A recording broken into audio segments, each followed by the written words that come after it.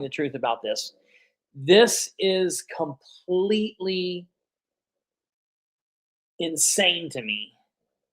I honestly, I don't know what to say, and this is the problem.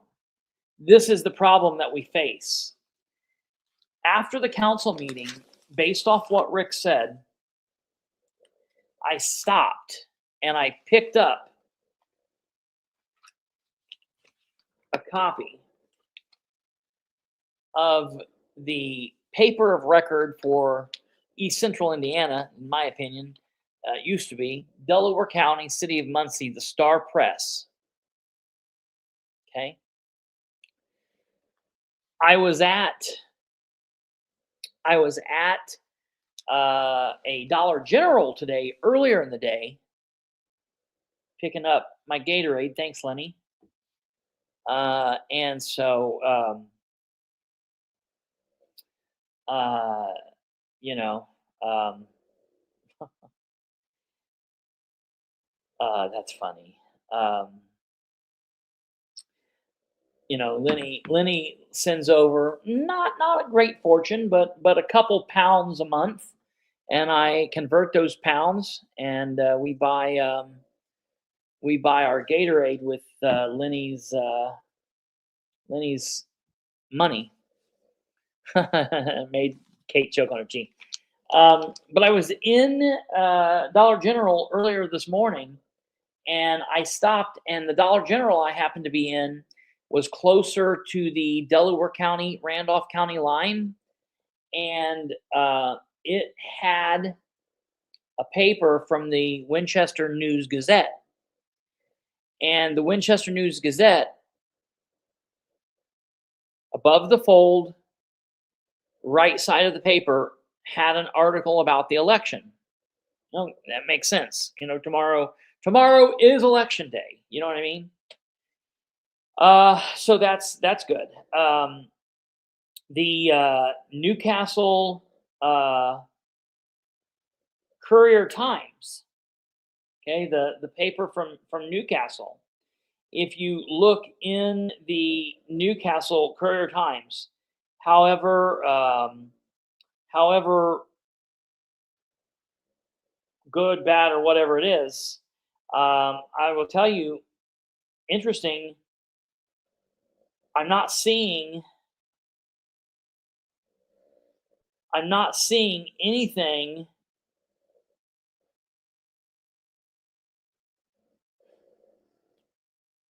on the front page of the Newcastle Courier Times about tomorrow's election.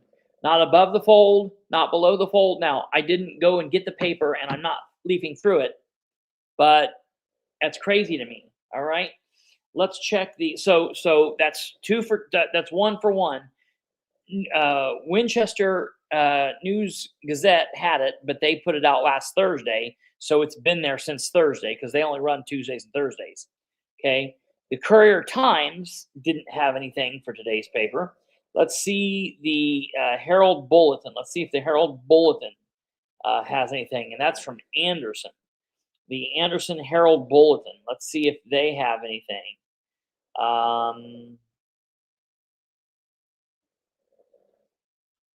Wow.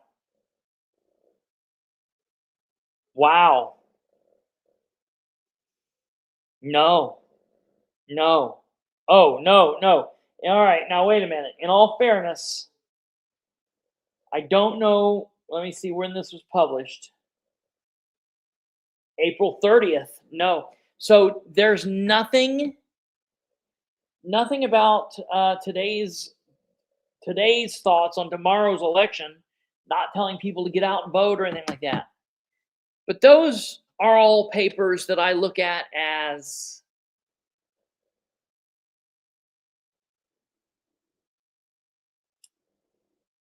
smaller entities. To me, the Star Press, being the baby of the Muncie Star and the Evening Press, okay? Well, I absolutely get that, Ronnie. So I think what they should have done is they should have printed something on Saturday in hopes of catching people for the Sunday, Monday uh, lead up to the election, and so these papers, I get a lot of papers aren't printing 5 days, 6 days, 7 days a week anymore. So they should have, whatever their most recent um, paper was before the election, they should have ran a bunch of election coverage in it. The Star Press, which still is a 6 day, at least a 6 day printing for the first time since the beginning of time, did not run anything in the newspaper about tomorrow's election. This is absolutely wild to me. Absolutely wild that that this is like this. So that's a problem. I don't know why they wouldn't have ran anything. I'm just looking through here. No, nothing on page 2. Nothing on page 3.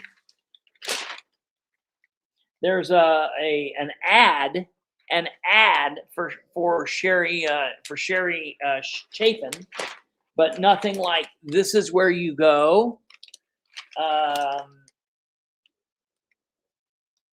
Something here about anti-Christian bias reported about Trump.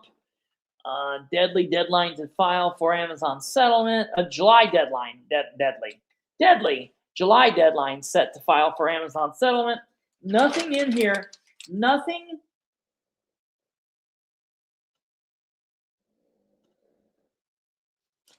Nothing in the A section of the newspaper. Abso-freaking-lutely insane to me that I can't believe I paid $3 for this trash, but I did it to prove that. And so that's a sad day. Nothing about where to vote, not a damn thing about where to vote. Nothing about the vote centers. This is Delaware County's first election with vote centers. And there's no coverage. There is absolutely zero coverage about vote centers in this paper. And so that's wild. I cannot believe that. I was shocked.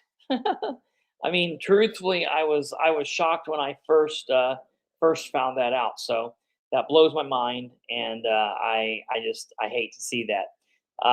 So that's that. Now, I also really quickly want to say that I was a horrible friend to Mary Nicholson, and I did not have Mary Nicholson on the program as a candidate running for the Henry Township Advisory Board. So although I'll never be able to make it up to her, I do want to say, please, for those of you in the Henry County Township, when you go to the polls tomorrow and you vote, please, here's what I'm saying. I don't even know who the other candidates are. Bullet vote Mary, and that's the way you do it. Okay. So my apologies to my dear friend Mary Nicholson. We should have had her on, but you guys know what to do. Do it. And so I know. Can you believe that? So get that done. I also want to ask you, just for one more favor, Kate. Can you put that thing that I just sent you into the overlays when you get a second? Please and thank you. Just at your convenience. Okay, so before we go on with the election stuff, I want to go ahead and get this Muncie City Council meeting stuff out of the way.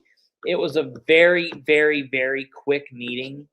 The agenda had no ordinances, new or old, on them. There was just nothing. So I knew there was one resolution and there was one tabled resolution.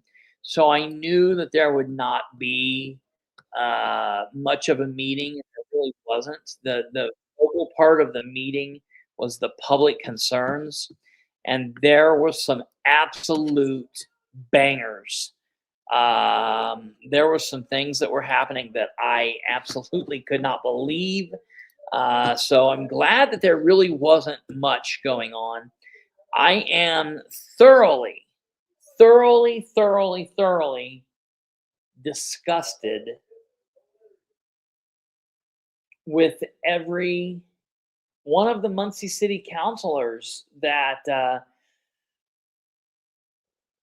well, let's just get into it, and I will I will see that. I will see that. I was quickly shut down. You were quickly shut down by Green. What do you mean? I, I mean, I think I spoke for around 3 minutes. I think it was a little early, um, but I don't know that he shut me down. I mean, he just told me my time was up. Here's my problem. I need to run the time too. I need to start running the time. Um, and I don't, and that's a problem. So when I get up, I'm gonna start putting a 3 minute timer on the clock, like a stopwatch counting down. And when I start speaking, I'll keep my own time because I don't I'm never really good at that. So it is what it is. Okay, let's get into this meeting and let me show you. There were just a couple of really good focal points that I want to show you. We can talk about that, and then we'll. This is not going to be a long show, folks. I'm worn out. Tomorrow's going to be a long day. Last night was a long show, so we're going to get through this pretty quickly, and I'm going to let everybody get back on with your life for this evening. Yeah. So here's the thing.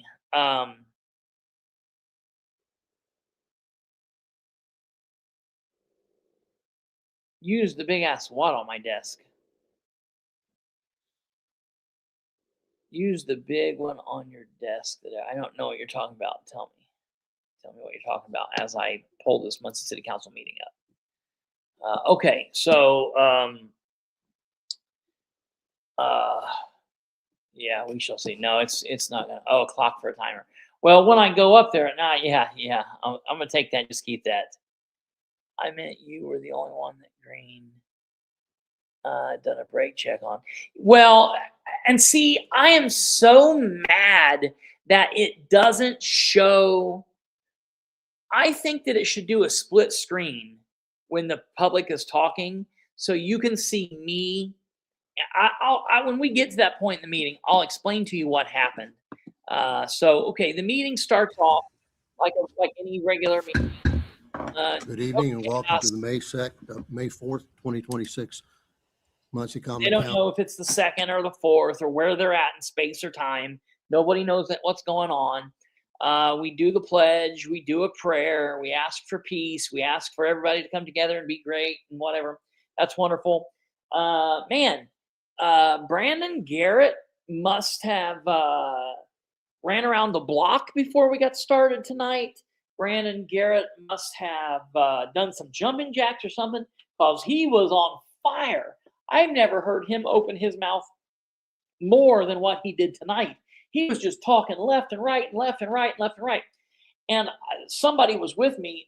Someone wanted to go to the meeting, and Ryan, our guest from last night, accompanied me to the meeting tonight and wanted to witness what was going on there. He's going to start going to these set of council meetings with me.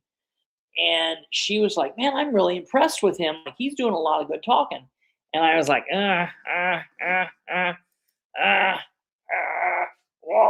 it's just for the show. It's just for the show. What we got to find out is, does he follow up on anything that he was talking about? Okay. Does he follow up on the points where he was, saying, hey, get with me. I'm going to do this. I'm going to do this. I'm going to do this.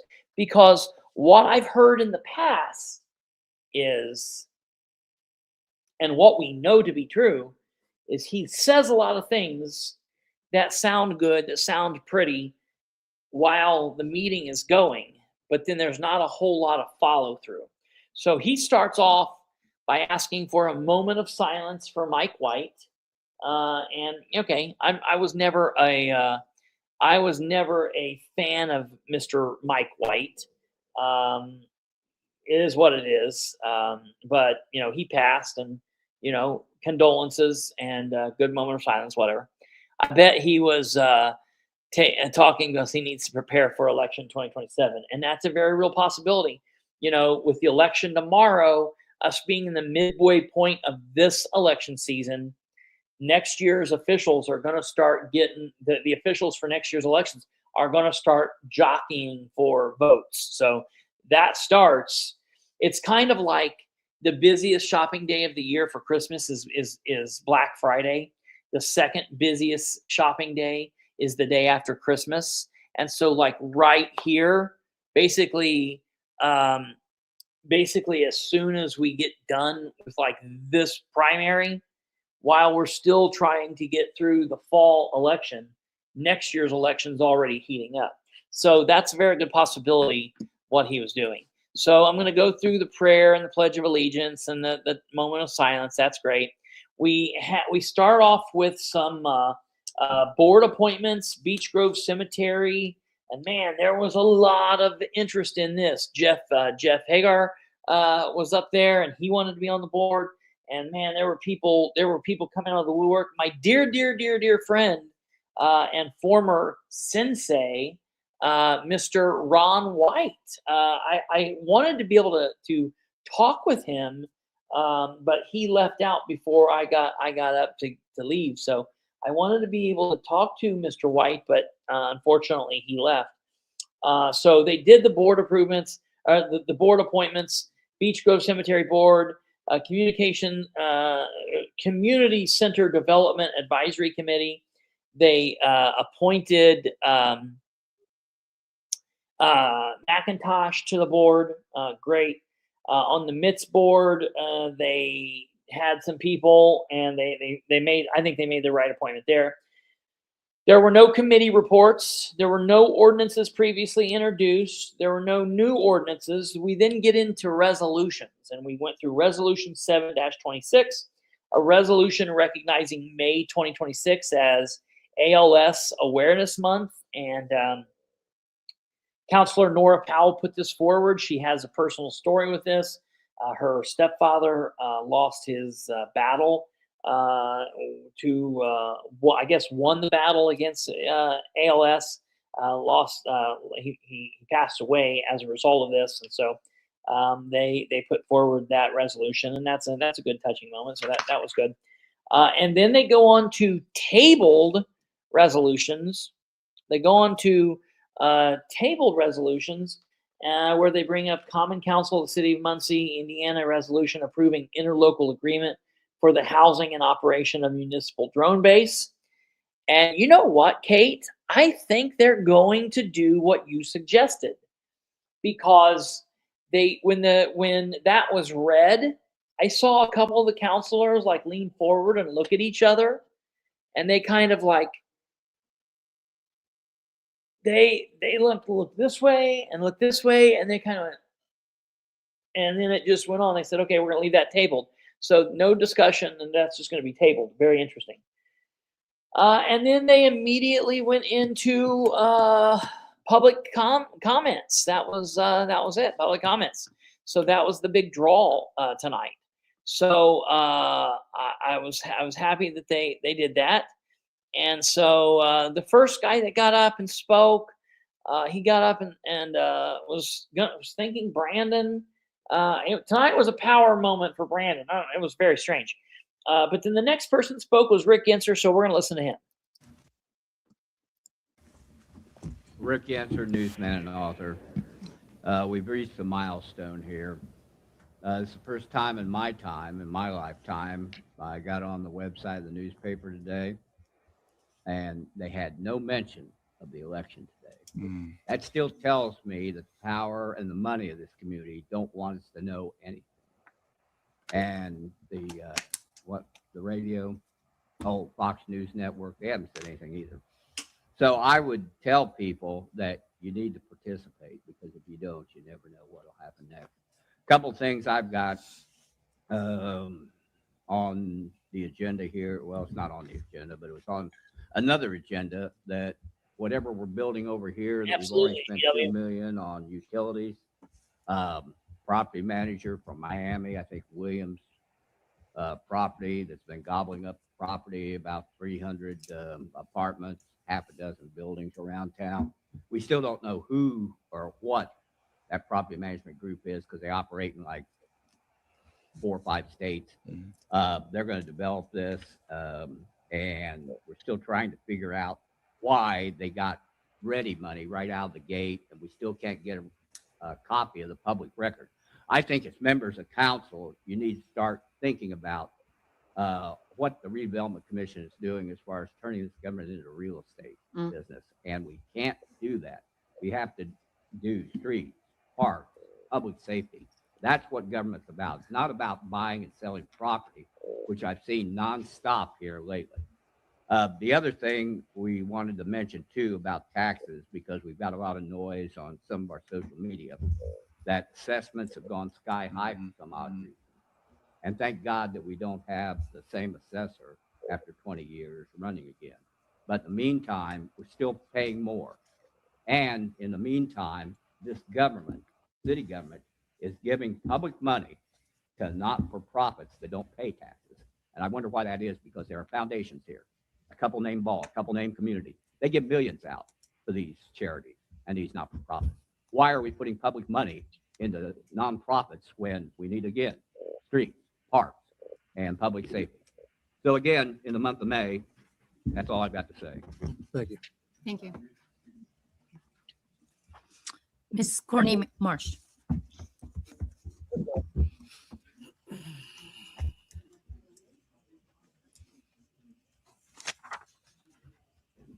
Good evening, City Council. Sorry. My name is Courtney. I am your president for the Southside Neighborhood Association. But tonight I come to you with a couple of bits of information Okay. for the city as a whole. So she spoke. Over the next couple of weekends, and including last weekend, a lot of our neighborhoods are. She spoke about cleanup. That's good. Now this is really interesting. I want you to listen to what this guy had to speak about. Now, keep in mind, this guy works with the Ridenhour administration.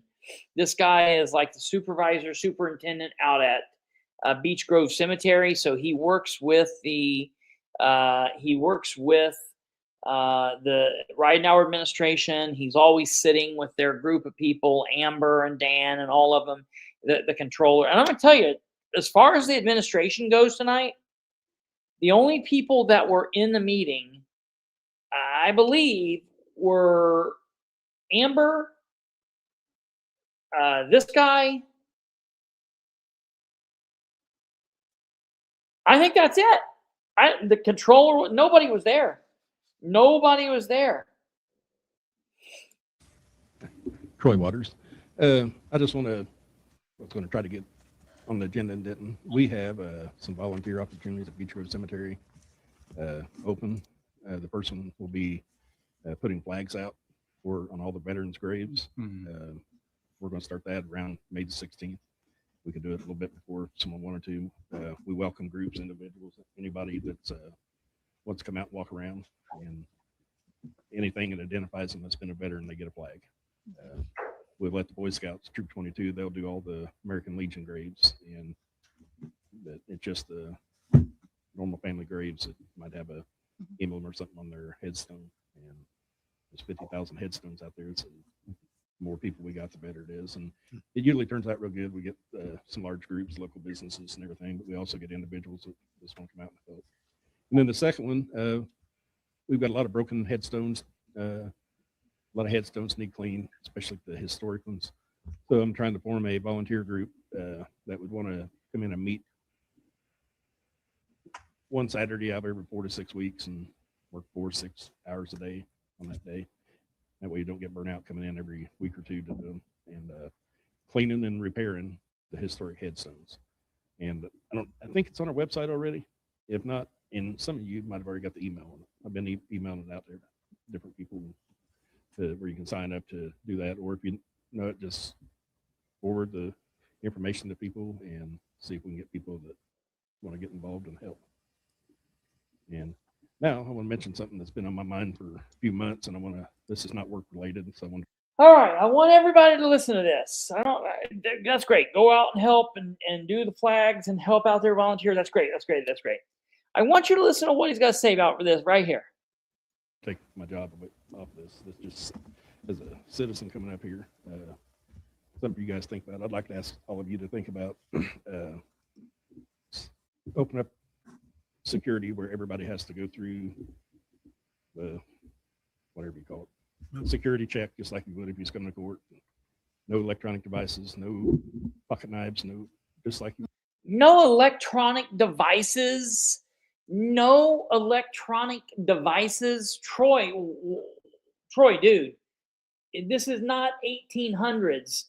You, the cops, city council, the mayor, the commissioners, the president of the United States, try and take my electronic devices away when I'm coming through to record a council meeting, and I will stick that device up you or any one of those other people's ass.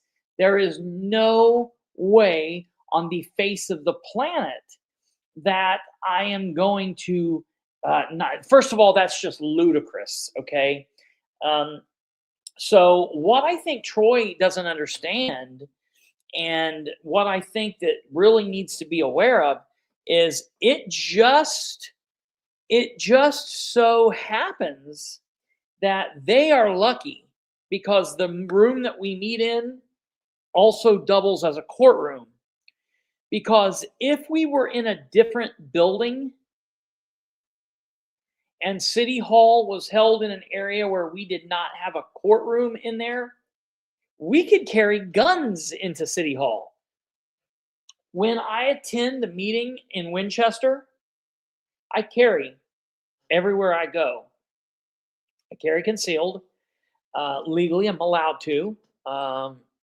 It's my Second Amendment right, and so therefore, huzzah. But I'm not breaking the law when I walk into the Winchester City building with my gun concealed because there's not a courtroom there. So this man being like, ooh, my question is, what is he afraid of? What has occurred? I've been at every meeting. You know, I'm a fat boy, so I can say this. I've been at a meeting, every meeting this fat boy's been at, and I don't remember seeing anything that anybody was out of line. Listen, as the civil rights attorney says, freedom is scary. Deal with it. Now, do I care if they turn on the magnetometer? I don't give a shit, but I'm not I'm not. That's nuts. I don't know why he would get up and say that. This suggestion is insane. Listen to what he goes on to say here. Was just going to court. I mean, there's a lot of crazy Mm-hmm. stuff going on in this, not just Indiana, but the country right now, but here in Indiana, I mean, hitting close to home. We've had council members getting shot at in Indianapolis, a judge getting shot. Okay, look, that happened, but it happened at their home. The person who did that should be arrested and dealt with, and that should be handled. You going up? They're calling for you. Call again. What are you doing down there? The bottom line is, this is nuts. I don't know what prompted him to do this. I know he's real protective of Amber Green. I think he might be concerned about that. No one, whatever. You know, if someone breaks the law, it should be handled. But this is nonsense. So whatever. I look for them. I imagine next month we'll have some kind of ordinance where they'll push this through.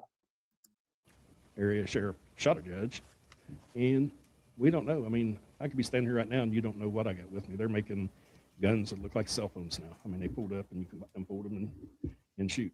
But I think that I would like to ask the council to consider that, and I'm including myself on that. You know, I'm sure I can come in here for a few hours without my cell phone, and anything but my car keys. You know.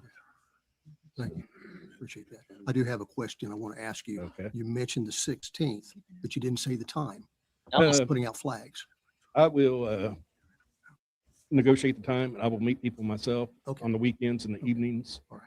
And that's normally how we do it. I just make myself available. And if someone wants to come at 6 o'clock in the evening, I'll be there. If they want to come at 6 o'clock in the morning, I'll be there. Okay. Thank you. And we'll do that. We'll probably do it up until the 23rd. And that'll be the Saturday before Memorial Day. Thank you. You're welcome.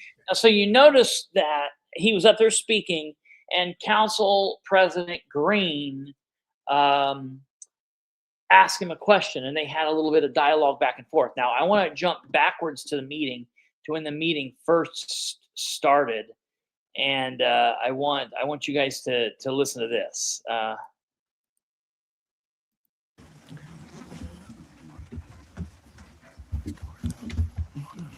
There's no way I wouldn't be able to do it. Oh no, it's not the big. It's at the beginning. Citizen of public recognition concerns. we postponed Sorry. until next month. Okay, wait. No, it was at the beginning of public concerns. I knew I missed it.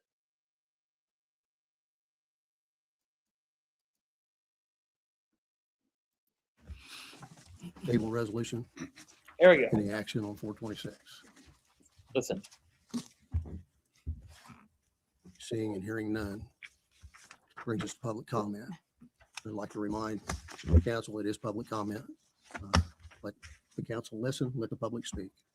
So first person, you have 3 minutes. Mr. Paul, I would like to remind the council it is public comment. So let the person speak, the council listen. So let council listen and let the public speak. Yeah, I agree. Don't interrupt me. Don't interrupt my time. Partizano. As a council person, if I'm asking you a direct question, I expect an answer. I expect an answer if I call you on the phone. I expect an answer via email. I expect the answer if I come up to you in another public meeting when we're face to face. The problem is they're telling me I can't expect answers. I can't expect a counselor to call me. I can't expect a counselor to email me. I can't expect a counselor to talk to me, in another meeting elsewhere, like when we're there bumping into each other before or after the meeting starts. And now I can't expect them to answer on the record while they're doing their job either. I just want to know, when can we expect these people to do their jobs, to be the representatives of the public, of the city? That's what I would like to know. So I think that's very interesting. And so I'm very, very put off by Troy's comments then about all leaving the phones in the car. I'm going to say, Troy, if you want to take that away from me, I tell you what I'll do. I'll stick it up your ass, and then I'll still walk it into that council meeting. So just FYI. And I'm being facetious. There's no violence going to come. Just don't be a dumbass, okay? Let's just try not to be stupid.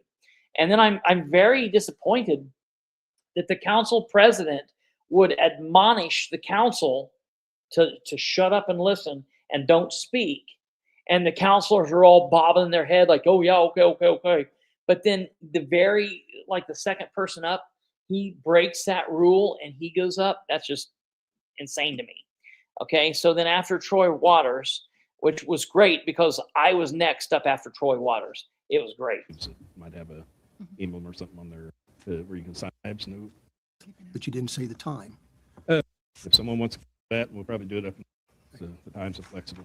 On the other one, we'll schedule. All right. Well, I would like to admonish the council president because he told you guys that you couldn't answer questions from the citizens, but then one just stood here and the council president was able to communicate with him. So I would like to say shame on you, Council President Green, for doing that.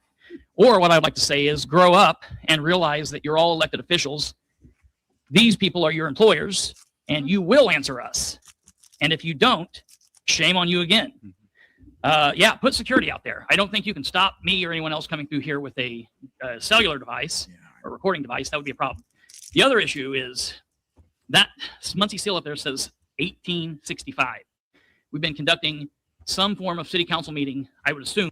Okay, and so for those that didn't hear this or haven't seen this, I'm getting ready. Well, listen, I'll let you go and then I'll tell you. Since around that time, can we figure out how to keep the doors unlocked? People shouldn't have to get here at 6:30 to come into the meetings. I don't know why that's been a problem for the last several months. Also, at the end of the last meeting, I brought up the crisis center, and I talked too long trying to understand why Councilor Basham can't email, but I didn't get to go into further conversation about that. However, Councilor Powell came down afterwards and asked what I wanted to see or what my issue was with that. And I spoke to her about that. She said that something along the lines of she would try to get in contact with the mayor and have him come in and give a presentation or whatnot. Of course, since then, we've all heard that his big passion project during the re-election bid of 2023 is no longer a big passion project.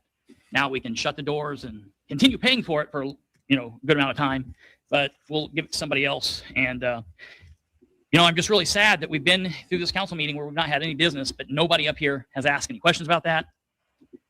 You guys are supposed to be the last line of defense for the citizens. You guys are supposed to be check with this. I haven't heard any of you up here ask any questions or pose any questions to and maybe you're doing it behind the scenes, but I don't care what you're doing behind the scenes. I care what you're doing here in these meetings.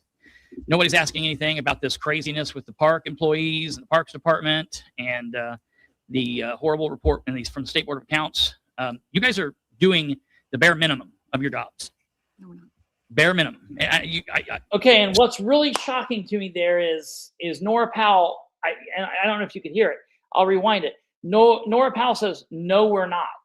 Okay, let me go back here. Okay, and let's listen to that again. Listen. I say you're doing the bare minimum of your jobs. Listen very carefully, because Nora says, "No, we're not." State Board of Accounts. You guys are doing the bare minimum of your jobs. No, we're not. Bare minimum. And she says, "No, we're not." And so I go on and I say this. Some of you probably aren't, but you can't. Some of you probably aren't. But let me explain something. First of all, Nora, because we've been aligned here lately, it seems like everything's been all cool and hunky-dory, whatever. I will tell you, I've got no problem to put you in your place when you need it. And I'll tell you, when I speak to you, I want you to answer. I don't want you to mouth off under your breath and say stupid shit when I'm up here speaking. You're probably doing an all right job. I'm okay with the things you're doing, but shut the hell up and just listen. I'm not talking to you. I'm talking to your other brain dead, mindless idiots on the council, the ones that can't email, the ones that can't call, the ones that sit there, Nora, and admonish you to sit quietly and listen to us speak. Those are the ones I'm talking to, not you. You got to stop standing up for the people that are doing the bare minimum. Okay, quit defending them. We've all heard that high tide raises all boats or whatever. It's the exact opposite. You might be doing a good damn job on various things, but you have so many other turds on the council. It's bringing you all down into the sewer system. You're not raising them up. They're bringing you down.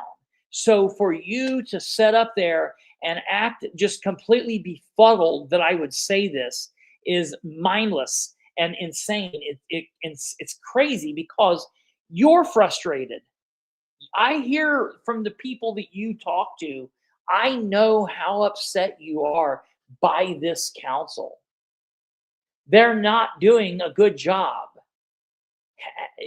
We've got 9 people on the council, and maybe half a council person is doing an okay job.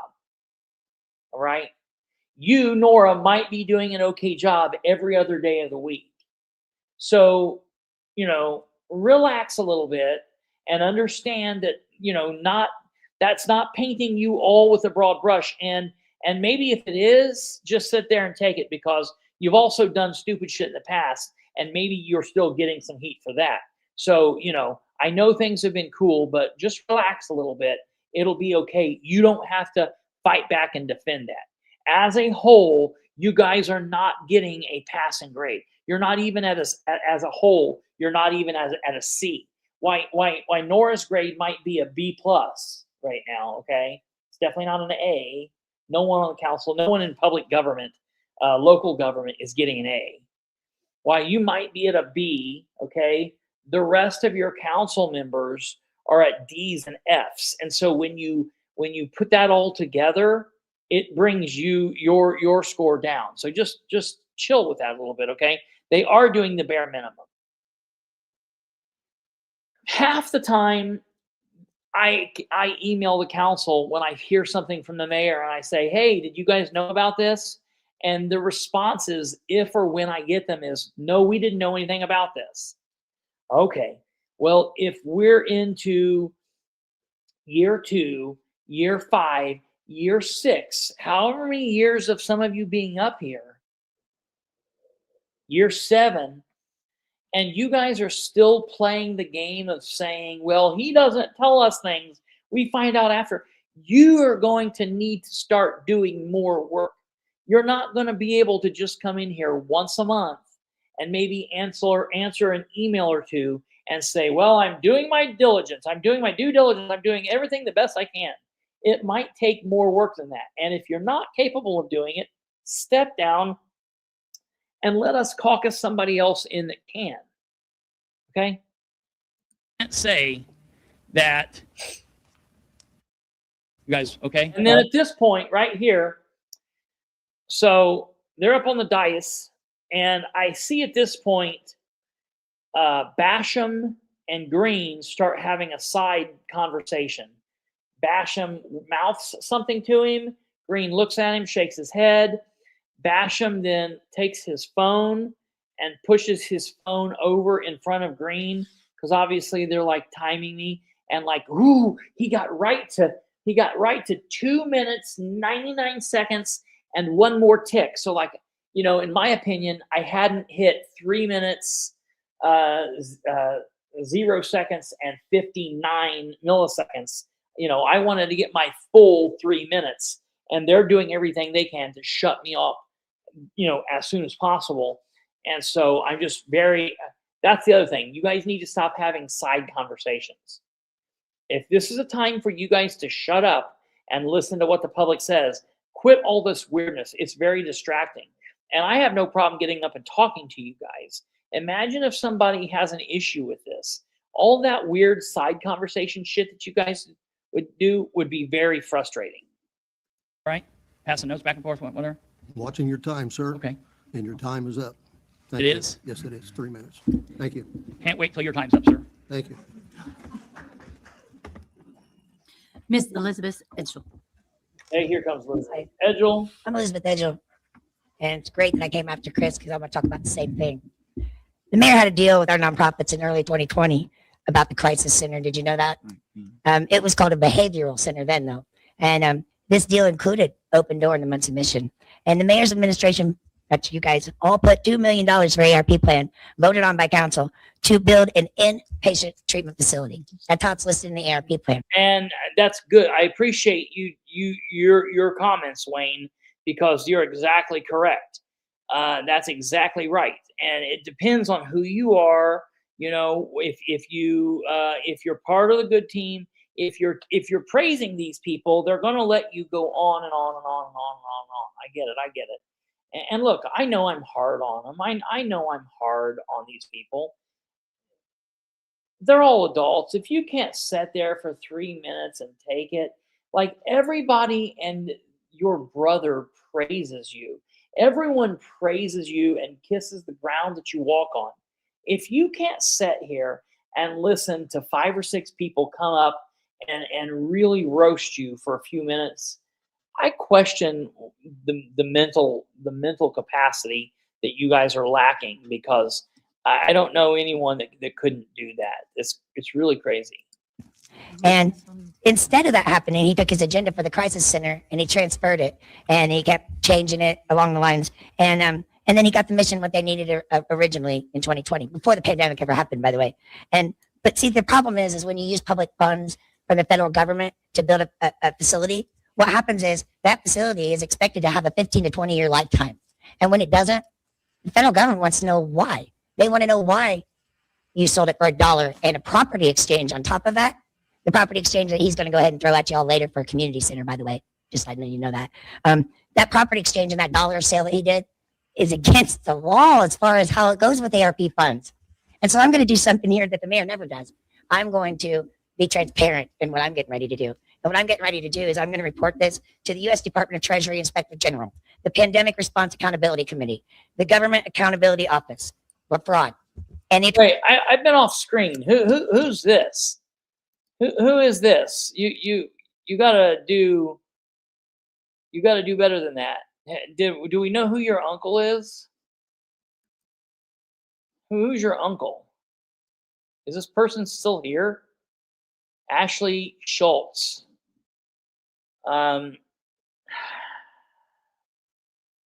It's 2026, so I might be wrong with the statement, but I'm assuming your uncle's a man. By your picture, if you're one of the man or the woman in that picture, you look white. So it might be crazy, but I'm assuming your uncle is a white man. And there are a couple white men on the council. So I don't know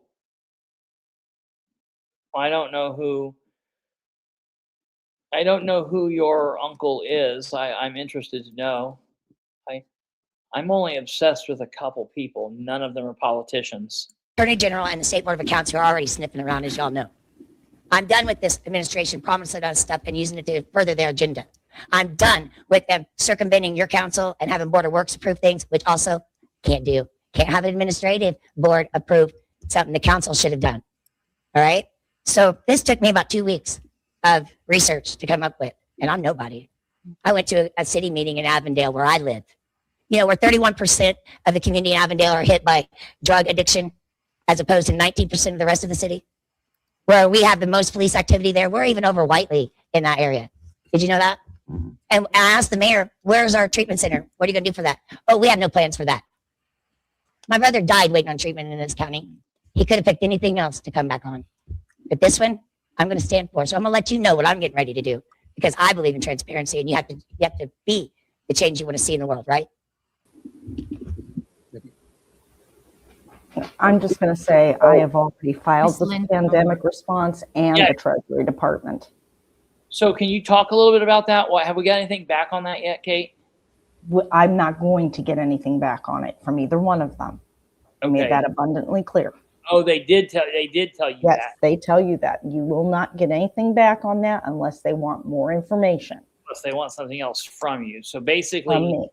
you But I submit- have submitted complaints regarding the crisis center to the pandemic response and the Department of the Treasury, the Inspector General for the Department of the Treasury. Interesting. Okay, So- well, I already filed complaints, but she's welcome to do it too, because I think the more people that do it, the more attention it gets. okay. But I did that, 2 weeks ago? It was Yeah, just a few days after that announcement came down. I remember when you did that. It was it was right after the announcement came back. So it'll be interesting to see what happens. And have I said anything about John Sproles in this episode? I don't think so. We're talking about Muncie. I'm pretty sure No, that I'm guessing it's green. it's she's got in her, it very well could be. It would just be shocking. When I went to her Facebook page, she has friends that are Sproles people. They're like their name Sproles. Oh, So, maybe it's Connie. she blocked me. You freak. You weirdo. And I don't know that she was the woman that took. In real time? I'm trying to see. Oh no. All right. My bad. I'm sorry. I'll take that back. I don't Was think she did. the lady that took pictures of you at Olive Garden? She's the dark hair, but I'll be honest. This girl is prettier than the woman that I thought that was taking the pictures. So That's I because don't. it's a filter, dude. What? It's a filter, dude. That could be, I don't know, because her dude's not filtered over here. And look, it's 2020, it's 2026. And I knew boys named Ashley when I was in school. So it very well could be, and maybe they're not even Sproul. It's not, oh yeah, it definitely is. Because she's friends with Tom Sproles. She's friends with other Sproles' wife. It's this definitely. It's yeah. That's weird. You're a weirdo. You and your family are weird. That's so weird. You guys are obsessed with me. Why can't you guys have apparently? Because your heads are all really large. I've noticed in all of the Sproles family, the heads are really large heads. So, you normally see that and you think, man, they might be packing some really big brain power in there. But I think what I'm determining is the skulls are really thick and the brains are small and it's just a bunch of bone. Because you guys are the biggest bone-headed people that I know. So Connie, Sproul's sister and largest politico that he has going for him, she's embroiled in the mess. And we'll talk about Connie in a second. I know I'm in the middle of Muncie, but you guys did this. You did it. You came on a program in which I was talking about Muncie and brought up your weirdo uncle. You guys are so weird, the obsession you guys have with this dude. It's quite your obsession, not mine. He's an elected official, and I'm doing what you do with elected officials. Your obsession is the obsession of concern. Connie comes on my wall and posts a picture about Mark Nicholson trying to like kink shame him or whatever. And he's just an attorney. Attorneys represent all kinds of people. And he is representing some people. And she tried to make this a big deal. And I was like, dude, you guys are weird. Your weird obsession with other people's sex lives is bizarre, very strange. And she's like, well, she said something about him being my attorney.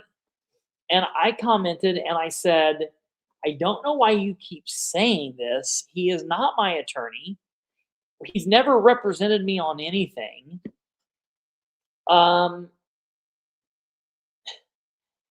It really shocks me. I even went on to say, I've never been in the same room with a man, which is a true statement.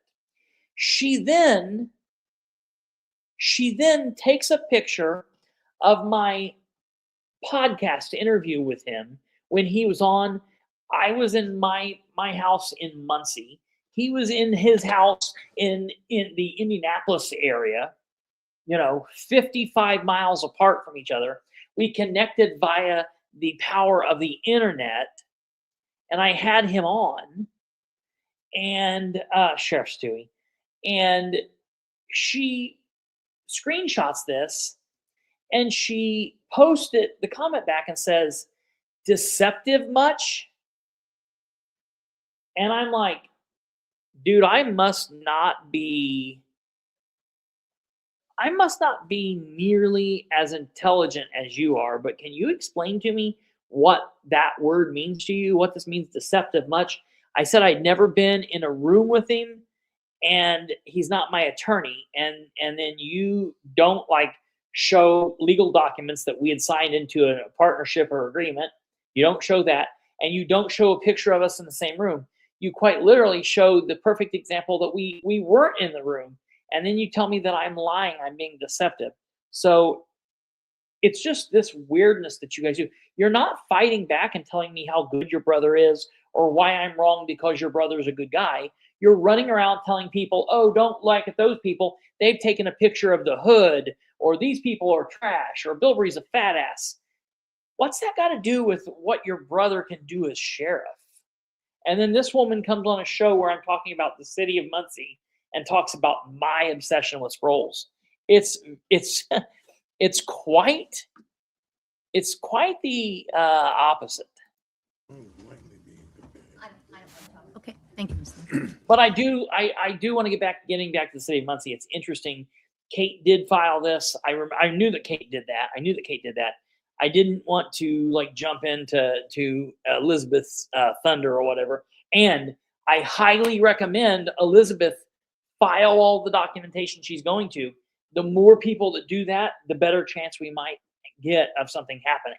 So rock and roll. That's good. More people should do it. Mr. Norman Hawkins.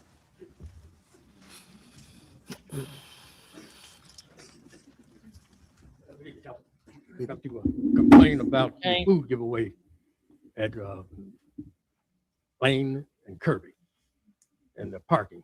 So this I think guy asks Parking the can be done on council. Kirby Avenue. Basically, this gentleman's saying Going that west. there's a food giveaway at a church, and he's all for it.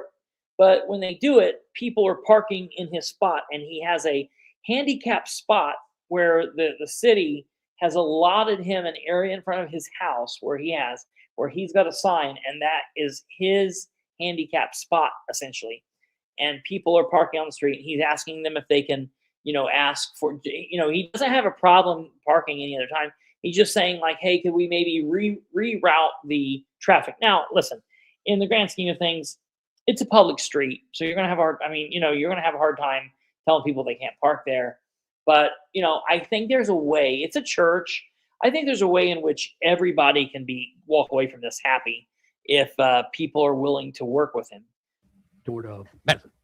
So he says this, okay. They park on Lane Street. He then also asks There's about always- help what? with his trying to get sidewalk replaced in front of his house. 2 lanes, traffic. Nobody know? Okay. Council, And so I want you to hear this.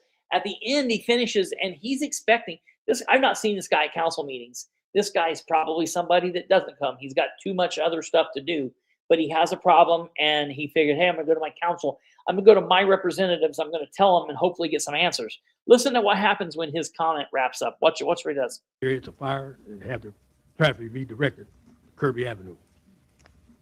And also I need some information on how I can get sidewalk fixed for rental property I own.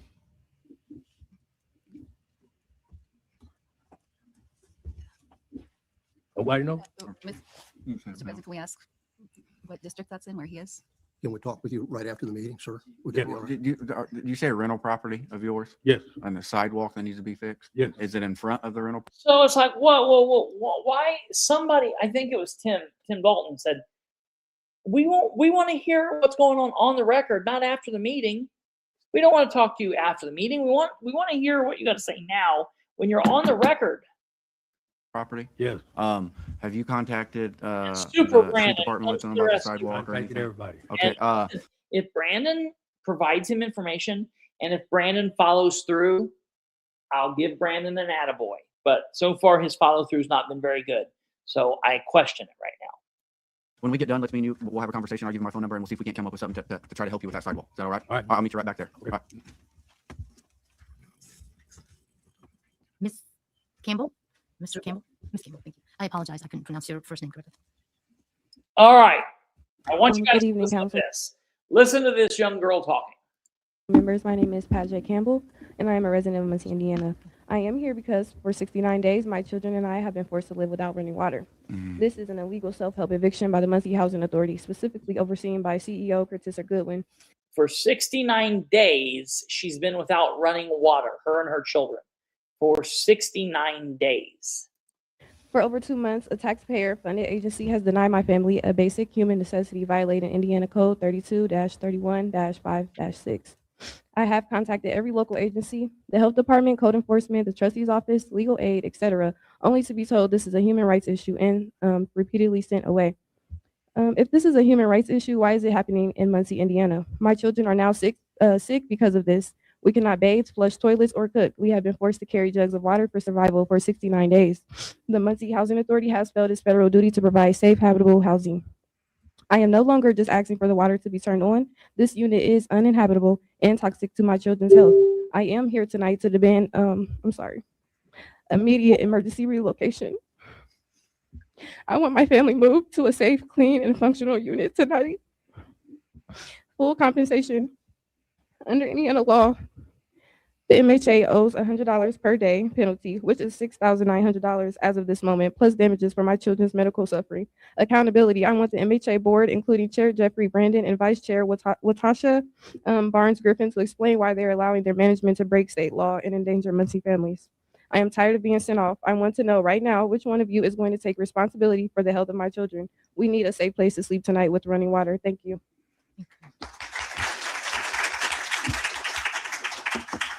We have a minimal housing code. That minimal housing code. Now, before anybody goes nuts on this, on either side of this, yes, I have a lot of heavily conservative thoughts and ideas. Yes, I fully believe that people should work their damnedest to pull themselves up by their bootstraps and do what they can do to get out of bad situations. And we shouldn't want to rely on welfare and the state to provide for us. And there are a lot of people that take advantage of programs like that.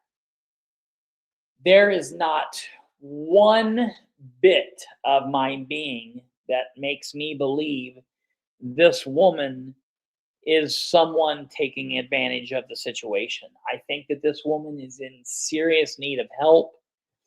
I don't know what or how that help is going to come or what shape it's going to be in. Maybe because of her speech tonight, maybe a church gets involved, and that would be awesome, or private individuals. Maybe the help comes from the government. It should in some form here. Maybe there's something that they can do, and maybe it's not the government that acts as the provider. Maybe a counselor or a government entity acts as the conduit. Okay, I don't know what form that help should come, but help needs to come. Someone needs to help this young woman tonight. I am very proud of her. I wanted to speak with her, but she got away too quick. I'm very proud that she stood up there. I'm sure that was hard for her. I'm praying for her and her children. I want the very best for her. And, you know, everybody needs help from time to time. And I don't have a problem with her being there and asking, specifically because here's the deal. She is in Muncie housing right now currently. If she's there and she meets the requirements to be there, they have an obligation, in my opinion, to meet the basic needs. That's absolutely, it's a stumblefoot, that's 110%. The MHA housing is very,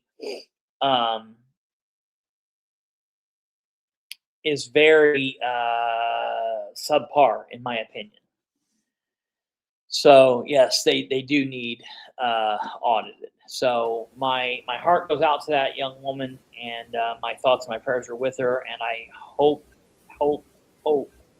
something comes her way. Okay. I don't understand why no one, she's obviously done some legwork, going to different people, trying to get help. Yep. And they're all sending her away, telling her it's a human rights problem. Yeah, right. That's a human rights problem. Damn, that sucks. Sorry, we can't help you. It's a human rights issue. What? Yeah, right. Sounds like she needs to contact the Human Rights Commission. Human Rights Commission and the attorneys. Yeah. The suit. Yeah, right. Who the hell is that? It's eluding me. I want to say UCLA, and I know that's not right. ACLU? Huh? The ACLU? The ACLU. Thank you. What did you say, UCLA? I have no idea. Hold on. What did you say? Did you say UCLA? It's been a long week, Christopher. ACL. So it had the same, all the same letters, just in complete wrong order. Jumbled around. I couldn't get the right order in my head. It's just. I think she would probably reach out to the UCLA if they would help her. And I would be in line. I'd be happy if UCLA helps her. That would be great. Yeah. But give her some scholarships and things, you know. But Yeah, but that's not who. yeah. But if it's a human rights thing, then that's. I don't understand going to all these people, and nobody is willing to help her, to point her in the right direction. Lenny's got an idea. We could send her to Scotland. There you go. Over in Scotland, she would be put in a hotel till appropriate house was found for her and her kids.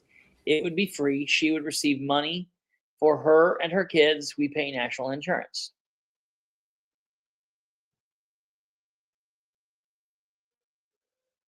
Yeah. I always remember, Lenny, that scene in the Beatles movie Help, when they're trying to get the ring from Ringo Starr, the drummer, and the bad guys break into their house, and the guys wrap the phone cord around John Lennon's neck, and he's hitting him in the head with the phone, and John takes the phone away from him, and he calls the home office, and he's like, "Home office, they're wrecking my home." And that's why I just always think that. I was so close to you for an extended period of time. I was so close to you for an extended period of time when I was in London, and I could have just came right up and seen you. I didn't know you at the time, but that's weird. All right, okay, moving on. State is base level. We build from that. Minimal Brandon was on it. is base Man. level. We build from that. Minimal housing code. Running water is top of the line. 69. One day is bad. What you've had to deal with is Maybe terrible. he's running for Please meet me mayor. after the meeting too.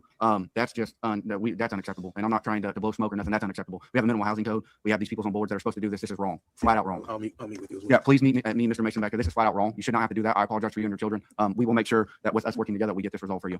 Now listen. Well, I'll talk about it when Wayne gets up. Mr. Zane Bishop. Good evening. Zane Bishop gets up, and whether I agree with him or not, I think what he says is interesting. Zane Bishop here to discuss the University Avenue ordinance that was left tabled. I'm curious, since that ordinance was introduced over 6 months ago, have any counselors biked along the corridor? No. Okay. You can't see. The answer was no, and they didn't say anything. So obviously the answer was no. I'm curious, have any counselors had issues parking along any of the side or parallel streets since the ordinance was introduced? The answer was no. Curious if any blocks were shown to have no parking availability. I think if the concern was parking availability, there's plenty of streets in the area that don't currently allow parking that could. I know that was part of the effort that was brought by Ball State and the city when the ordinance was being discussed. And also I've reviewed the maps published by the neighborhood. I didn't see any correlation between homeownership rates and street parking availability. There's plenty of I just streets like the fact with parking that are majority rentals and vice versa. it goes back to what I'm saying. Bare minimum. Let me tell you, Nora Powell, this is kind of over in her little area over there. Nora Powell didn't do it. So, are you doing everything that you think you should be when you're able to smart ass under your breath voice? No, that's not true, or whatever you're saying. My question is, are you doing everything that you think you should be doing? This project has been in the works for more than a decade. I used to be part of the neighborhood. This project has been in the works for a decade. And rightly or wrongly, if I agree or disagree, I don't even really know what I think about this project. I don't know where I'm at. We haven't talked about it for so long. But this thing has been kicked around for a decade. And then it almost got over the finish line, and a couple people were able to derail it. So to his point, where are we at with this? How can we be doing this? What kind of democracy is happening here when this is happening? When you can have a large group of the people wanting it, and 2 or 3 people can come in and stop and kill it. Sat in on meetings where the previous administration told us that, you know, this project was coming, parking would be removed, but it was necessary for a safe, comfortable, and convenient connection between campus and Okay, we're downtown. long here. Okay, also Wayne curious- Scaife. This I want to listen to Wayne Scaife. Wayne Scaife's good. First of all, hats off to you, Brandon Garrett, for speaking up, man. I appreciate that, and not looking toward the president to see if you can speak. So hats off to you, man, for doing that. And To Wayne's credit here, because you don't get to see it, and we've skipped over some. There would be sometimes people would come up and stand and talk, and then like Sarah Gullion, who finds herself a lot of times at odds with the council president, she wanted to say something, or some other counselor wanted to say something, but instead of just doing it because they have that power, they would look down at the president and be like, am I okay to say something? Can I ask him a question? Am I permitted to? I get when the meeting is going on, there being order and you needing to defer to the president for this or that. But in the public concern section, it's a free-for-all. Your employers are out here addressing you. You all just speak out. I wanted to bring this up in the February meeting because you guys were doing a lot of boards and appointments to boards and commissions, and I decided to wait and see what was going to happen. But my comment is, why aren't I seeing any more Black people put on these boards? And I want to stop. We have a big problem. I want to stop here. I'm going to say this. I love Wayne. I want him to run. I'm going to support him if and when he runs. If he runs, he might be the only person I support. I want to help him out. If he's getting his Wayne for everything, yes, I love it. Wayne for everything. That's why I'm going to get a sign that says that, Wayne for everything. Here's the thing. Wayne wants to start a podcast. I want to help him however I can there and do whatever we can do. I love Wayne as a human, as a person, as a man who's up here fighting for the community, meaning for the white people, for the Black people, for the Asians, for everybody in between. He is here fighting for the community. I love and respect the fact that he's also fighting for his community. Now, I am not a massive fan of just appointing somebody someplace just simply because, well, we need to fit a quota or something, or DEI, that stuff. But I don't have to worry about that here. And the reason why, and I back Wayne on what he's saying, is Muncie has Muncie's not like, we don't have like 4 Black people living over in 4 houses in a row. We have a very large community all throughout the city of Black people that are Munsonians, more than I even, all right? No more or less than I am. No better, no worse. I'm no better than them, no worse. We're all the same, equal, great, wonderful, who are involved and could very well sit on these boards. There are lots of people that would speak to him and speak to what he's wanting to happen here that could be put on these boards, but it's just not happening. I'm not talking about appointing a person of color simply for the fact of appointing a person of color, and I don't think that's what Wayne is talking about.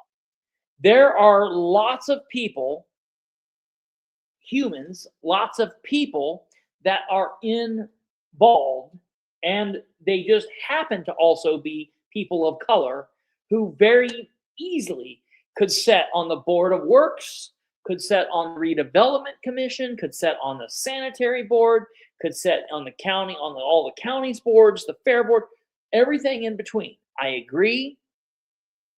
I think it's wonderful. And I'm not small like that forever. And it's the first time I've ever been accused of being small.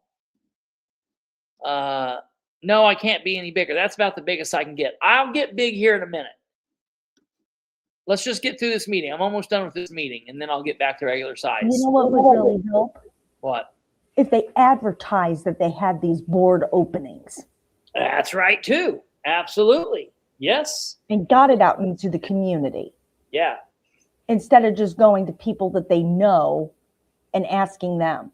Certainly. Let Certainly. people in the community know what's going on so they can put themselves forward if they want to be involved. Certainly. They don't advertise. Certainly. Listen, the crew of dudes that Wayne runs around with, he's got him and his brothers, his friends. They're all very highly intelligent men that would be wonderful on these boards. Would be wonderful addition. Wayne would be good in the mayor's office. He'd be good as a councilman. He'd be good as a commissioner. What we got to do is we're going to take over the city of Muncie and put Wayne in charge and get that going. And then we're going to get him into the county building because I don't know if they have a clue what's going on with color over there. It's all like white. So I got a plan, one step at a time. I'm his biggest supporter. Wayne is great. The council and the mayor. And we all know there's levels to these boards. Some are more important than others. But if you look at the upper echelon of the boards, there's no black people between the council and the mayor's office. And, you know, a redevelopment commission, board of works, sanitary board, you got one black person on that. But you look at all these unsafe building, you look at all these boards, and we're not seeing a lot of black people. Now, I've been coming to these meetings long enough that when you guys talk about economic development and attracting people, they look at who's, you know, if it's a black family wanted to move here, and they watch these meetings, and they don't see no black representation. You think they're gonna come here? I mean, y'all brought this up before about them watching these meetings. And then even the city's Facebook page. You look at the city's Facebook page. If a black couple wanted to move here and they look at their city's Facebook page, one black person in that whole picture. About 25 people. We need to do better. I mean, and the problem is y'all find one good black person, and I'm just going to be blunt. You find one good black person and keep regurgitating that person. Or one black person leave and say, oh, we got to replace them with another black person. Why not, when a white person leave, replace them with a black person? But I'm speaking to you, council, and especially the mayor. So we need to do better on these boards and commissions. Thank you.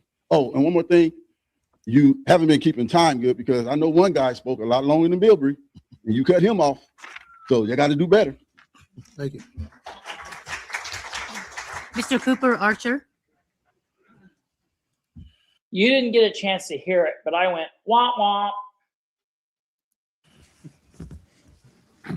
All right, forward. These young people are concerned about the companies coming over from China and us sending money to Israel. I'm not saying it's not important. I just got a lot to get through, and we're trying to wrap this up. Go back and listen to it. The council meeting's there. The council meeting only lasts an hour. I'm okay. We're gonna go. Can get in and out. Ask her.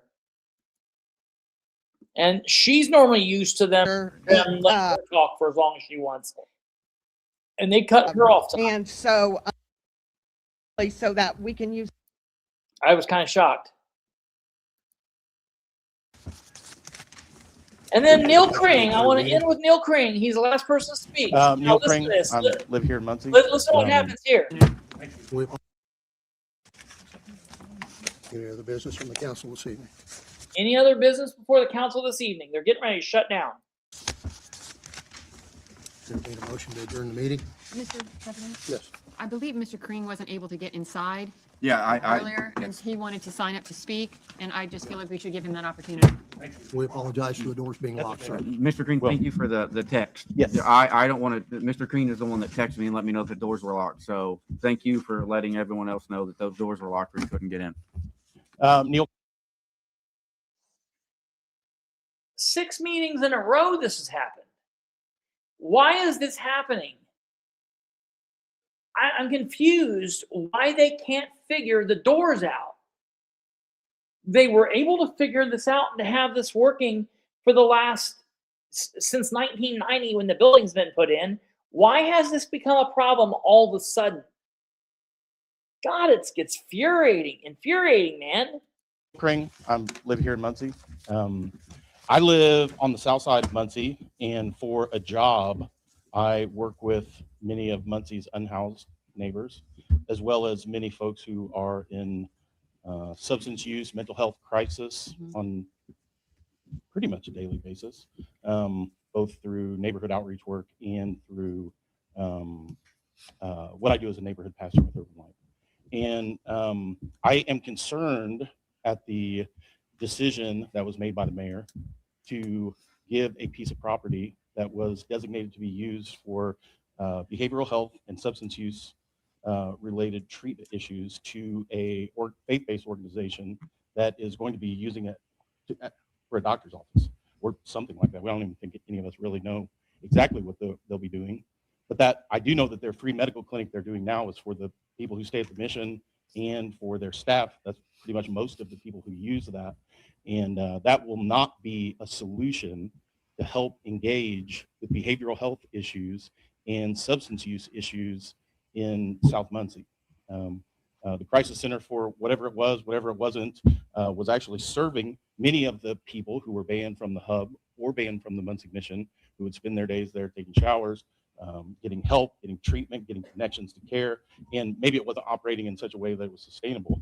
But we're still kind of back to the same situation we were back in 2021 when our neighbors started organizing. We had a couple of members of Activate Avondale here that were a part of that organizing campaign to advocate for services in our neighborhood to help our neighbors. And it feels like we've taken 5 steps backward, and here we are at the same place. I'm concerned about a public property like that was given to an organization with no process that I am aware of. And if there was a process, that was sort of a under the table type of thing that no one got to participate in or understand. And but yet this is a big concern for Muncie to engage with some of these more complicated issues, something a city can do, something that's very difficult for individual people to have to be involved with and come up with solutions for. So, but my house is still the crisis center. Just last week, someone showed up at my house, beating on my door, needing help. But still nowhere to take folks, still nowhere to get the help that folks need. So anyway, that's all I have to say. But I don't even know what I'm asking. I'm just saying, I'm pissed. All right. Pissed. Listen, that man is always very calm. He's been very respectful to all of them. And I'm glad that he's fired up and speaking out. I know him, but I don't know him. I mean, I know of him. I'm sure he does not like me. I'm sure that he thinks that I am rude and I'm abrasive and I'm an asshole. He probably would never say that. He just, I think, does his best to steer clear of me.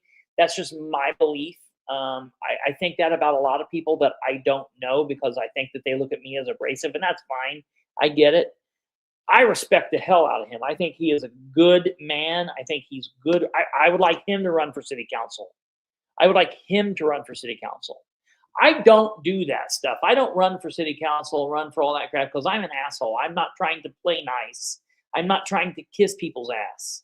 I'm trying I'm doing one of two things. I'm setting a fire. I'm setting a fire. It can either be a fire under your ass to do better, or it can be a fire to burn this place down. That's your choice. That's your choice. I'm just setting the fire. It can be the fire that gets you to get active and get engaged and do the right thing, or it can be the fire that burns this place to the ground. It's up to you.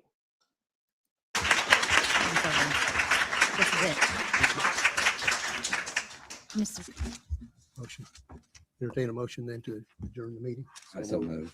Say, all those. So that's it. It's over. That's it. So we left the meeting, and it was a pretty crazy meeting. It was a big thing. Okay, that was that. So I'm very pissed off with the city. Very crazy nonsense. I don't know. It's crazy to me. The things that they do, or the things that they don't do, or the nonsense that it's just insane to me. So that's that.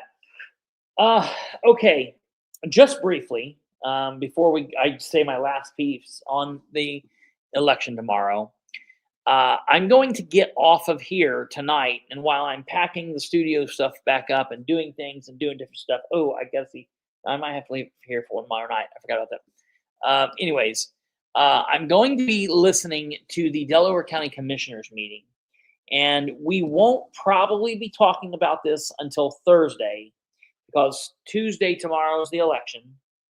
Wednesday will be the what happened after the election. Thursday, ladies and gentlemen, I will talk to you about the commissioners meeting today. I just bring it up to let you know, if you are interested in Muncie and Delaware County politics, and you have not listened to the Delaware County Commissioners meeting today, I'm being told that people need to go listen to it, because it was a very interesting meeting. And from the very little bit that I've seen, apparently it lasted 58 minutes. So it's a very short meeting. But from the very little bit I started to see, it's a meeting that we're definitely going to cover. And I'll probably on Thursday just play it and cover it in whole, because it's only 58 minutes. So we'll do that. And I want to give it what it deserves. The last thing, if the FBI were to take down the mayor, hypothetically, who would be the new front runners? I don't know how to answer that. Republican-wise, I don't know anybody worth a damn. Democrat-wise, I would say it would probably be Nora, Jeff Robinson would be jockeying for it. Maybe Andrew Dale. Republican-wise, I don't know. Wayne Scaife. I would want Wayne Scaife. Wayne Scaife could be fine. Wayne Scaife could be fine. Maybe Ryan Webb would be interested. Dude, that would get a lot of people on fire. Ray keeps telling me that she's got a candidate that's going to run. I'm interested to see what goes on with that too. So we'll see. We'll see what happens. I want people to get out and vote tomorrow. Tomorrow's the election. I'm going to be focused on the election tomorrow in the Delaware County, Henry County, Madison County area. I am going to be following along and paying attention to what goes on in Randolph County, but it's just such a weird thing over there. There's only like a couple. There's a lot of stuff going on. Get out and vote. Doesn't matter who you vote for. Get out and vote. Go vote tomorrow. Vote your conscience. Vote. If you have questions, you can get a hold of me. So here is the way that I would say this. This is probably what I would say. If you have a very important question that it's like an emergency and you feel it is an emergency, text me. Text me at that number. Listen to me. I am going to be taking so many phone calls, probably from 11:30 or 12 o'clock tonight on through until the end of the day tomorrow. And I'll be probably talking with Kate, maybe talking with Brandon, talking with other people, talking with candidates. So phone call is probably not the best way. If it's something, if you're going to a poll and they're telling you you can't vote, call me. Call me. Okay? So if you are turned away or something, call me. If there's something minor from that, text me. You can text me. You can, if you want to send me an email, you're free to send me an email. I check that stuff. If you want to hit me up on Facebook, you can obviously do that. There's my Facebook page, Bilbrey318. That's facebook.com/Bilbrey318. Or you can go to the Political Spotlight Facebook page. Okay. So there's ways that you can get in contact with me. If you're in Henry County and you're specifically in the Henry County Township, remember to vote for Mary Nicholson, my good friend. There is someone that asked me to talk about the way to appeal with calling the assessors to do that. I told her I would do that. We'll do it on Wednesday. The deadline is June 15th, so we've still got a little bit of time. We've got a month and 15 days. So I'll talk to you more about that on Wednesday or Thursday. It'll be Thursday, probably It'll probably be Thursday or maybe even the beginning of next week. But I'll make a Facebook post up. It's very easy. Basically, what you need to do first and foremost is call there. You just got to pick up the number and call and tell them that you want to appeal, and we'll do that. But I'll put together a little thing so you guys can see the easy way to do that. And then I've got somebody that's been asking me to send them a list of who the incumbents are in Muncie, and I'm going to do that as soon as I get off here. So I'll get that to you. I haven't forgotten about you. I will get that to you. If you need to hear who I'm supporting in all the races, basically, that matter, go back and watch last night's episode. You can fast forward through it if you need to. But yeah, you can do that. So I do want to answer because Rachel just messaged me, and I do have this to offer. I want to offer this up. Give me 1 second. Okay, this is very important. This is very important. Breaking news. Breaking news.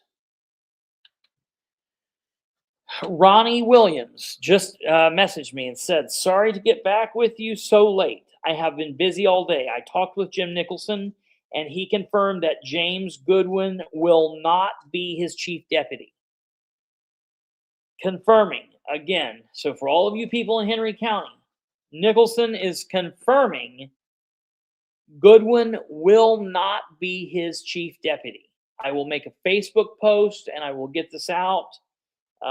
Thank you for that information.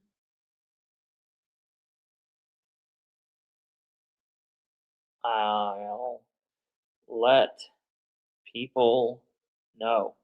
That's big, man. If that's going to kill me, if Nicholson happens to lose by a little bit, I'm going to go crazy because I've been asking these guys this question for weeks. And if he loses by a little bit, it's going to be that, because I've been trying to get just say no. If you're not going to do it, say no. If you're not going to do it, say no. Shouldn't be that hard. So that's breaking news. Wanted to get that information out to you. And that's that. It's literally the 11th hour that he's fucking telling everyone that. Yeah, right. Oh, good. Oh. No sproles at the polls, whatever you do. If you're in District 3 in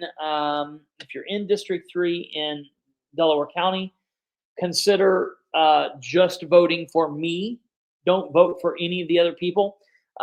Because here's what I'm going to have to I'm going to be combating against the likes of Scott Alexander, Jessica Piper, Alan Wisely, and Matt Kantz and people like that.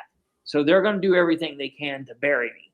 So for all of the people out there, I will say this: the best way to combat against that is to walk in, and when you vote for delegate, vote for Christopher Bilbrey and throw all of the other delegates away. Let other people vote for those people. But that way is almost like giving me more than one vote. If you go in and you vote for me and for Scott Alexander, and the other people that hate me vote for Scott Alexander and people and not me, that will hurt. But if you go in and you just vote for Christopher Bilbrey and leave everybody else blank, all right, that's what we're looking at. Saving grace for you is your name is so early in the alphabet. Yeah, I think I'm third on the list. I voted for me today and I can't remember. I will tell everybody. I will tell everybody. Let me walk you through here and tell you. I'll tell you who I voted for today real quick. We'll get this out of the way. And people, and if you want to know why, I can tell you my reasoning. I'm not going to do it today. I'll tell you on Wednesday. So on my ballot, here's the deal. In the race between United States Representative District 5, Scott King, and Victoria Sparks, I left it blank because Sparks is a freak, and Scott King is the guy that used to come on under the name like Collective Soul or whatever, and he got weird because I wouldn't go shoot with him one day, and I'm like, dude, Like my time's valuable, bro. I don't have time to just pal around with somebody. United States Senator District 26, United States Senate District 26. My options were Scott Alexander or Catherine Cat Nunley Critch. I know Cat personally, like she's been around. She's an oddball, but I voted for her simply as a protest vote. She's not going to win, but I didn't want to vote for Scott. I didn't want to vote for Scott, and I could have just left it blank, but I thought, you know what? Nah, I'm voting for Cat.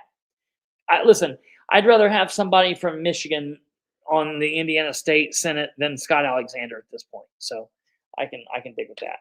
So that's that. Cat's not, I'm not bad mouthing Cat. Cat's a good person. She's just a little bit of an odd duck. She likes the show. I'm just speaking to Cat. If you don't know you're weird, something's wrong. I'm weird. Okay, I'm okay. You're weird. It is what it is. I left Elizabeth Roway blank. I did cast a vote for Zach Craig. He didn't have a race. It didn't matter. Moving on. Moving on from there. Okay. Ben Freeman or Tim Holmes. I voted for Tim Holmes, no questions asked. I voted for Tim proudly, happily. I hope he wins. Tim, you're a good dude. I voted for you. I did cast a vote for Eric Hoffman. It didn't matter. He's got it. I left Sharon McShirley blank because there ain't no way in hell. I left Ed Carroll blank because he's insane. There was no reason to vote for Recorder because he doesn't have a race. I like James, but whatever. I didn't vote for him. The sheriff's race, he doesn't have a race, but I did select Stanley. County coroner, he doesn't have a race, but I did select Gavin Green. And assessor, my options were Sherry Chafin or Adam Cobalt. And I selected, I like Adam as a person. I know him friendly, but he didn't come on the show. I didn't hear what he had to say. I selected, I voted for Sherry Chafin. I voted for Sherry Chafin, despite the fact that she's married to Jason Chafin. So I voted for her. Blows me away. Then coming down to District 3 commissioner, I could vote for Donald Chambers Jr., or I could vote for Matt Kantz. And ladies and gentlemen, I will tell you that I cast a vote for.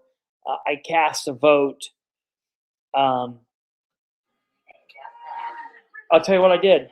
I didn't specifically cast a vote for Chambers. I cast a vote against Kantz. So I voted for Chambers because I voted against Kantz. I didn't specifically vote for Chambers because I was voting for Chambers. And depending on what happens in that race, if Kantz wins, I will probably vote Kirk in the primary, or in the general, I mean. And we'll have to see what happens if Chambers wins. Between Mr. Stake and Ryan Webb, between James Mokel, and Ryan Webb, it was Ryan Webb all day. There's no choice there. And then Ralph Flowers, I left blank, and Bob Wilson and Hinkle and Ninehorn, whatever, I left that race blank too.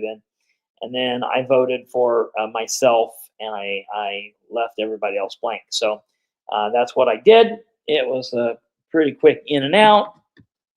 Huzzah. All right. Good night, ladies and gentlemen. God bless each and every one of you. We'll see you, God willing, tomorrow. And you guys have a good night. Let me know. Goodbye. Oh, no. Hold on. That about messed up. Whoa. That would have been a screw up. All right. Good night.